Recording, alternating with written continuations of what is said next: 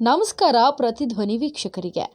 ಪಹಲ್ಗಾಮ್ ಉಗ್ರರ ಕ್ರೌರ್ಯ ಖಂಡಿಸಿ ಅನಿವಾಸಿ ಭಾರತೀಯರಿಂದ ದೂರದ ಹ್ಯಾಲೆಂಡ್ನಲ್ಲಿ ಪ್ರತಿಭಟನೆ ನಡೆಸಲಾಗ್ತಾ ಇದೆ. ದಾಳಿ ಖಂಡಿಸಿ ನೆದರ್ಲ್ಯಾಂಡ್ನಲ್ಲಿ ಕನ್ನಡಿಗರಾದ ಜಯಪ್ರಕಾಶ್, ಅಶೋಕ್ ಹಟ್ಟಿ, ಸುರೇಶ್ ಬೇಗಂ ಹಾಗೂ ನಾನಾ ರಾಜ್ಯದ ಭಾರತೀಯರು ಮೌನಾಚರಣೆ ಮೂಲಕ ಶಾಂತಿಯಿಂದ ಪ್ರತಿಭಟನೆ ಮಾಡಿದರು ಮತ್ತು ಪಹಲ್ಗಾಮ್ ದಾಳಿಯ ಸಂತ್ರಸ್ತರಿಗೆ ನ್ಯಾಯ ದೊರಕಿಸುವಂತೆ ಮನವಿ ಕೂಡ ಮಾಡಿಕೊಂಡಿದ್ದಾರೆ.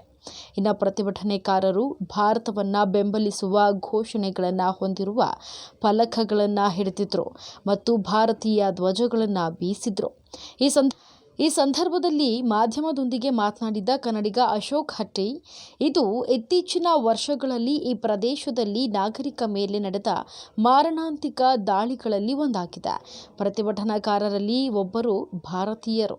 ನಾವು ನಿಮ್ಮೊಂದಿಗೆ ನಿಲ್ಲುತ್ತೇವೆ ಎಂಬ ಫಲಕವನ್ನು ಹಿಡಿದಿದ್ರು. ಇನ್ನು ಪಾಕಿಸ್ತಾನವು ಈ ಹಿಂದೆಯೂ ಅನೇಕ ದಾಳಿಗಳನ್ನು ನಡೆಸಿದೆ.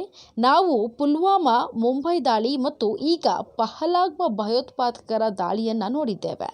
ನಾವು ಯಾವುದೇ ಧರ್ಮ ಅಥವಾ ರಾಜಕೀಯ ಪಕ್ಷವನ್ನು ಪ್ರತಿನಿಧಿಸುವುದಿಲ್ಲ.